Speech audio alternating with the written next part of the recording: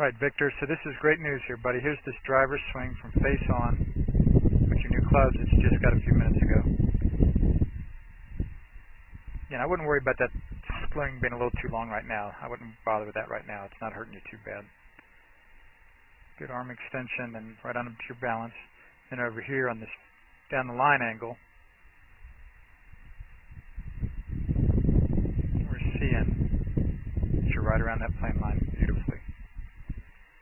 But the neatest thing, again, about it today is how much higher and farther they're going with the men's clubs for you. Again, 60, 70, 80. The 5-iron was right on about 150, and these are in the air.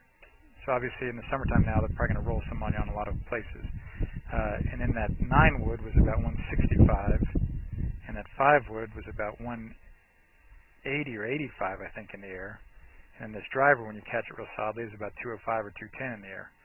So that is beautiful, buddy. I love that. Now, let's go down and just talk about maybe which club you should chip with. Okay, pitch with the lob wedge for sure, but you're going to chip with either the 7 or the 8-iron, probably one of those two. Okay?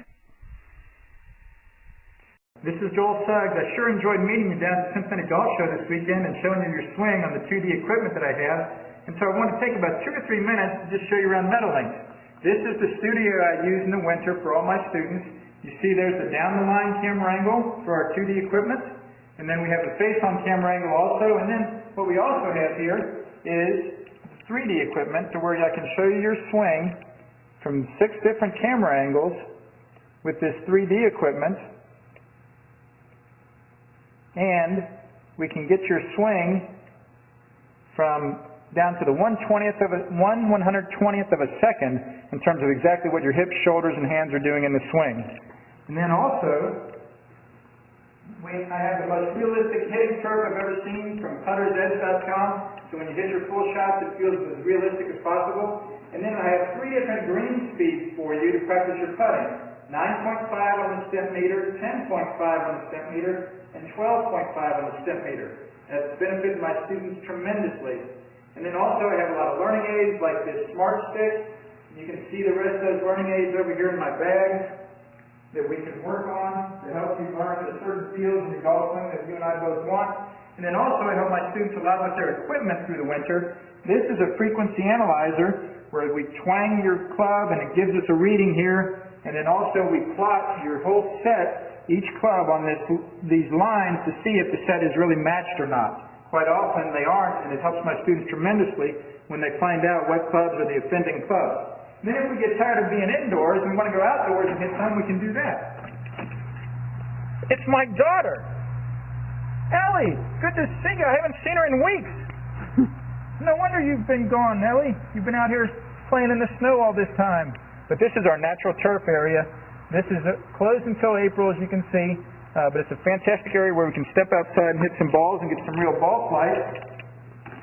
Or, if we get pretty satisfied that things are looking better on the video here, we're kind of cooped up inside and want to go outside, we can step on out and hit balls and see real ball flight for about 5 or 10 or 15 minutes, however long you and I can stand the cold, out into the air, and we see them land at these different flags. I have a yardage book for this driving range. It's the first one I've ever seen in my life where we know exactly what it is with the front, back, and middle of each green. And again, the covered area here is heated, so we stay out there for about 5, 10, 15 minutes, like I said. It enables us to see some ball flight, and then we get satisfied that things are looking the way we want, and we come back inside, take off our coat, and look again at the video equipment to see how your swing's looking, to make sure that you understand it.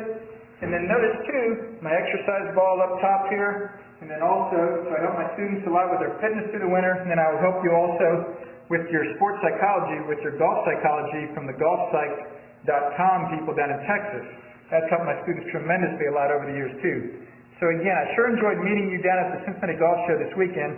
I look forward to seeing you again out here this summer at Meadowlinks, or even right now in the winter. I have a lot of people that work on their games with me right through the winter.